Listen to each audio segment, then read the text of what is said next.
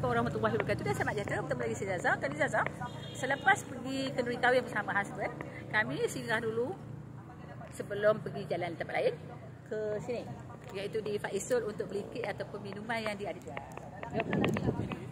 Jom kita tengok apa yang ada kat sini. Kena dapat dengan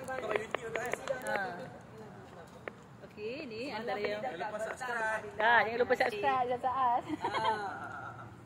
Okey. Dekat ni apa? Sambil ni beli apa nama?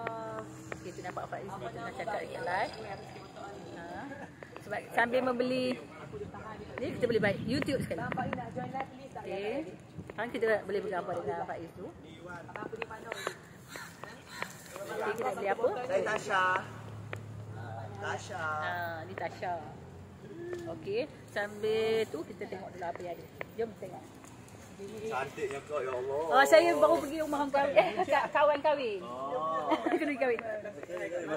Nak beli apa ya? Kenapa kak? Boleh kata Roy? Boleh. Sangat bagus sebab apa? Okey, kita nak tengok kek apa yang ada.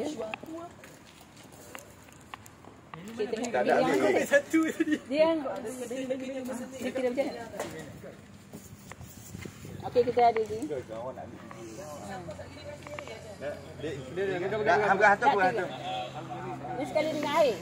Ya betul. Dapat 4 ya. 4 biji kek satu ayak. Kalau yang 3 yang perisa ni, Ya. kita nak tambah air.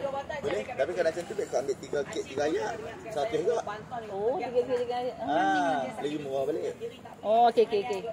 Boleh lah. Nak? Boleh ha? Ha. Okey. Okey. Campur-campur boleh? Campur boleh. Tak apa aja. Apa yang kau tak kenal? Kita ada cik coklat hebat pandai. Semua lah. Boleh. Kalau semua 4. Empat? Boleh Oh. 4 biji kek satu ayak. 100. Boleh lah, boleh juga. Okey. Selain kek ada apa lagi? Selain kek tak ada. Ayo dah satu. Lagi murah.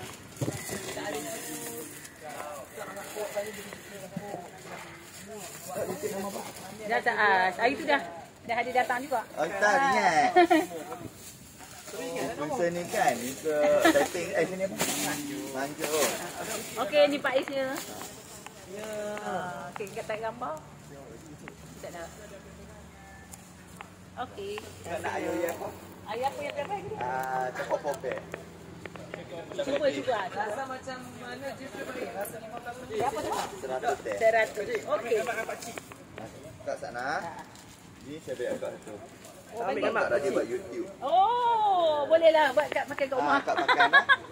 Okey, terima kasih. Terima kasih Pak Is. sama. Okeylah. Zaza nak pergi ke tempat lain pula. Kita jumpa di video selanjutnya. Jangan lupa terus subscribe, like, share, komen YouTube kami. Kita tak selalu.